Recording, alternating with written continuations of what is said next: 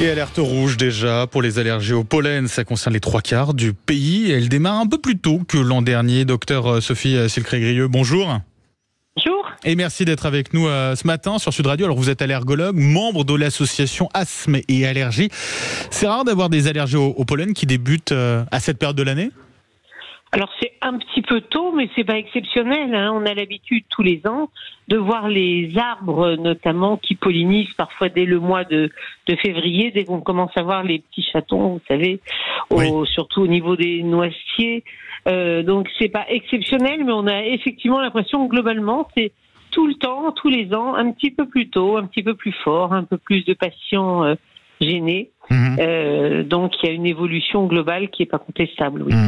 Un peu plus tôt, c'est quoi ? C'est la météo globalement, c'est à cause de ça ? Certainement, c'est multifactoriel, mais la météo, on peut pas s'empêcher de constater que la météo a un impact sur les pollens. C'est la loi de la nature qui s'adapte. Donc, il est pas étonnant que dans une ambiance de réchauffement climatique, les pollens apparaissent un peu plus tôt, ils durent un peu plus longtemps, et aussi ils se modifient. Ils sont pas tout à fait les mêmes, et on a l'impression qu'ils sont de plus en plus allergisants. Ah oui. Vous avez parlé notamment des noisetiers. On peut parler aussi des mimosas. C'est globalement, ça a commencé par quel pollen là ? Ça dépend un peu des régions. Oui, ça dépend des régions. Globalement, pour simplifier, sur le pourtour méditerranéen, c'est le cyprès énormément, qui est très allergisant, très irritant. On en a quelques-uns aussi dans la moitié nord, mais c'est surtout le pourtour méditerranéen. Et sur l'ensemble du pays, et surtout au-dessus de la Loire, la famille du bouleau, qui lui n'a pas commencé, mais l'aulne et le noisetier, qui font partie de la même famille et qui donnent des allergies très intenses chez les gens sensibles au bouleau. Et il y a du frêne aussi qui commence un petit peu. Ceux qui sont allergiques au bouleau, j'allais dire dans tous les sens du terme, pas forcément. C'est quoi les conseils pratico-pratiques qu'on peut donner en tout cas avant éventuellement de consulter ou d'avoir besoin d'une aide supplémentaire, mais voilà, en attendant, quels conseils on peut donner ?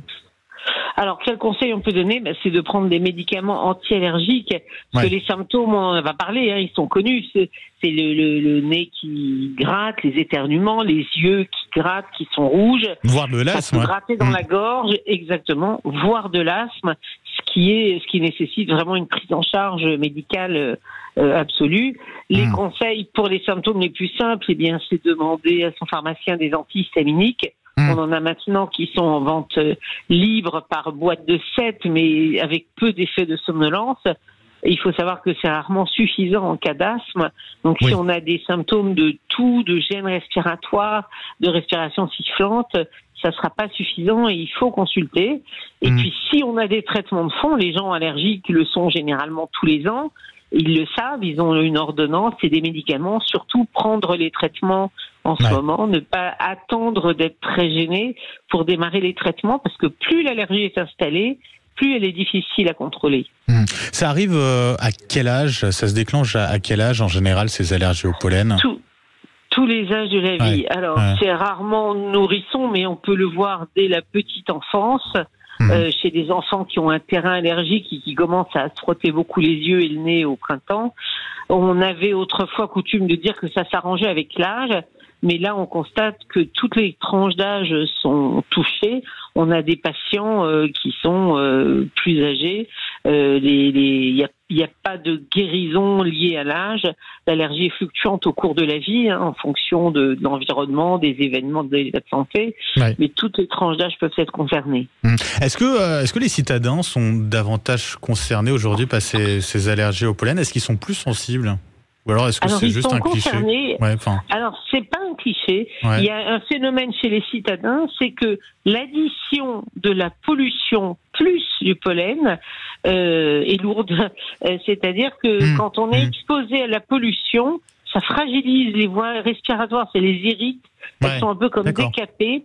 Et les pollens sont encore plus allergisants quand on est exposé à la pollution. Est-ce qu'on a des traitements aujourd'hui qui sont véritablement efficaces contre ces allergies-là au pollen ? Mais oui, on a des traitements, on a différents niveaux de traitement. Parce qu'à une époque, je dis ça, il y a quelques peut-être dizaines d'années, la désensibilisation, c'était pas toujours très efficace, ça dépendait un petit peu des personnes, quoi.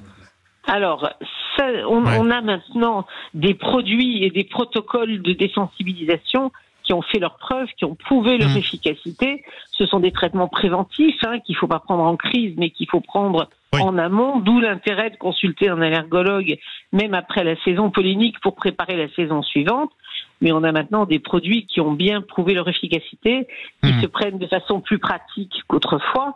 Et on a aussi des traitements symptomatiques, c'est-à-dire des traitements qui soulagent. Je vous parlais des traitements antihistaminiques, mais il y a aussi les traitements locaux, en gouttes, en cortisone. Il y a des traitements plus complexes dans les cas plus sévères, et des traitements anti-asthmatiques, encore une fois, spécifiques de l'asthme qu'il faut absolument prendre si on est gêné par l'asthme en ce moment. Et à court terme, la bonne nouvelle pour ceux qui souffrent de ces allergies-là, c'est la pluie qui va arriver à partir de demain et qui va pouvoir fixer un petit peu ces pollens. Ça va faire du bien. Alors ça va arranger effectivement l'atmosphère, mais il faut savoir qu'après la pluie, revient le beau temps. Exactement.